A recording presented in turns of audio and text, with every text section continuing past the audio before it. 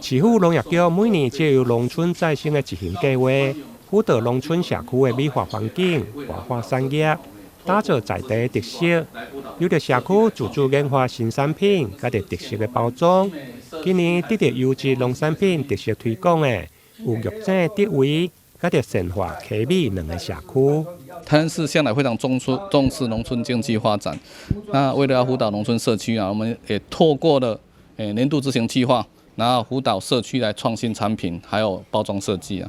那今天我们邀请的玉井区的竹尾社区是以芒果为发想哈，那结合我们这个社区也结合了我们社区发展的一个小旅游了哈，那也跟在地的学校来合作，玉井上工哈，那设计出农村风味的伴手礼。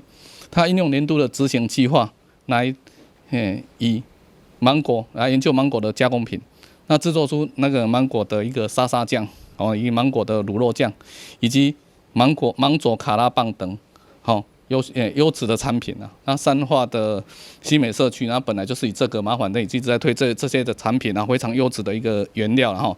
其中玉井德威以着山野为出发点，结合社区的小旅行，甲着在地学校设计农业风的伴手礼盒，以及善化科美以着乌麻、乌糖、粉珠，甲着木鳖果等元素，开创这个麻烦的品牌。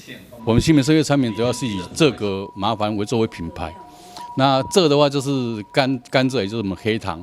那葛的话就是葛一精，给荤煮哈，荤煮混哈啊。第三个就是那个芝麻，我们就是芝麻糖或芝麻油等这些。那因为我们这手做都是属于那个手工制造。过程相当的麻烦，所以我们把这个品牌叫做这个麻烦啊，希望以后大家听到这个品牌都能够想到我们西美社区。那今天的这些产品，大家都以芝麻系列的为主了哈。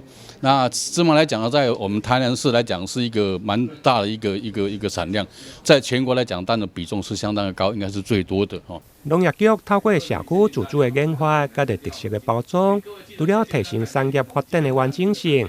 另外，嘛希望增加产品购买吸引力，为社区带来永续的发展。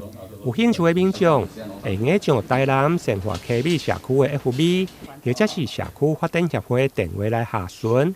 台南新闻林根采访报道。